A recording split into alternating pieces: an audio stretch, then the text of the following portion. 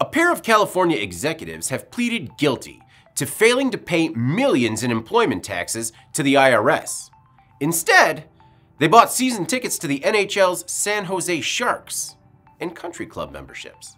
According to the Department of Justice, Lalo Valdez and Matthew Olson operate a San Jose-based product development and health informatics company that offers clinical care and technology services to clients in healthcare and academia. From Q1 2017 through the second quarter of 2021, Valdez and Olson allegedly withheld taxes from employee wages but didn't pay the IRS or report them on quarterly tax forms.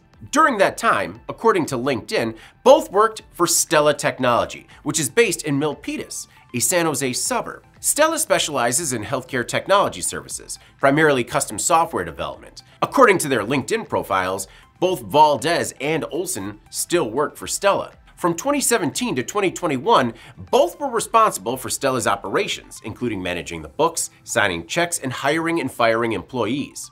Both were responsible for withholding Social Security, Medicare, and federal income taxes from employee wages and paying those funds to the government each quarter. In a press release, the Justice Department stressed that the timely payment of quarterly employment taxes is critical to the U.S. government functioning.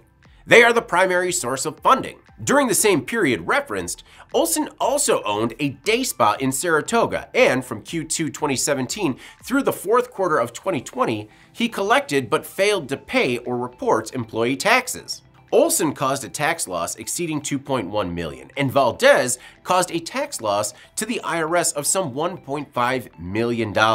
Valdez and Olson are scheduled to be sentenced on October 20th.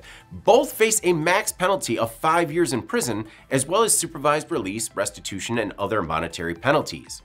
We reached out to Stella Technology, but the company didn't immediately respond to our request for comment. I'm David Manti. This is Manufacturing Now.